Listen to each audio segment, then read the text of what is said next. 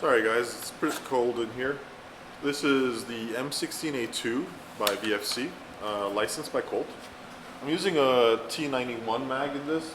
They're compatible, it's just that you have the over insertion tabs. Usually this will come with actually a gray mag. So the M16A2 is actually pretty interesting as the evolution of the original M16 from the Vietnam era. This was a program asked for by the Marine Corps. They wanted something a little bit more precise than the originals, especially considering that NATO was transitioning to the M855 ammunition, which required more rifling in the guns. So the changes essentially are a very thick profile up front to reduce basically any barrel wobble. You actually had a pencil barrel set up internally at this point. The rounded handguard was designed for smaller hands.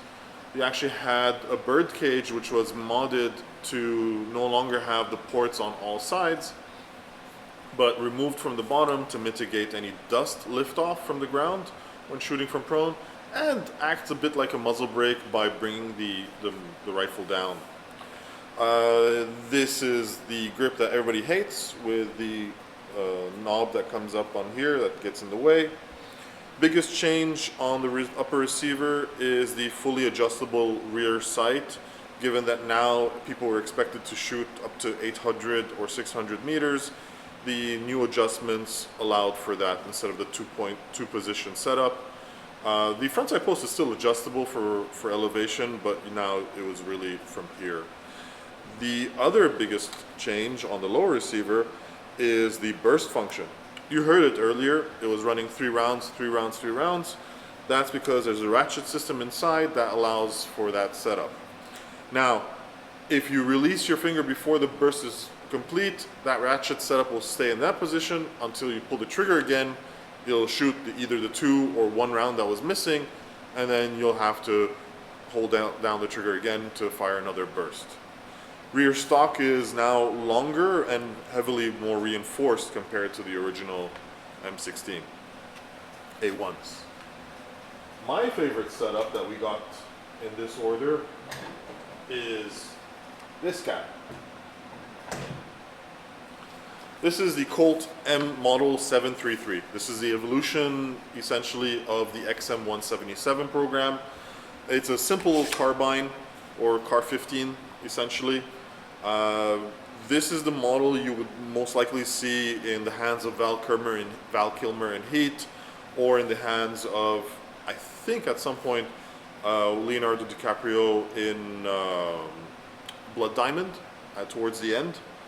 This is essentially the setup you would see typically in the 1980s and 90s. This model, instead of using the A2 upper, is using the A1 upper. You could find them in both configurations.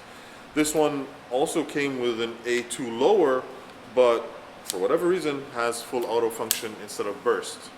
There were models with burst as well as models with the 4-position selector, including burst and full auto. We also have replica 4x20 optics that attach directly to the carry handle.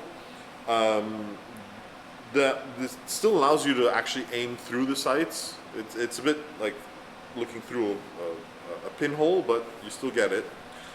The other funny one is that, much like the old Car 15s, this is only a 2-position stock. So there is no in between, so like the 5-position stocks that you would get on an M4, unless you change your stock tube. So I'm not going to fire this one. This is my personal rifle at this point. It's just that it's so cold in here right now. We've come off from like -27 temperatures that the guns just don't want to work really well unless I really play around with them. So this was Gabriel signing out on some very cool Colt products.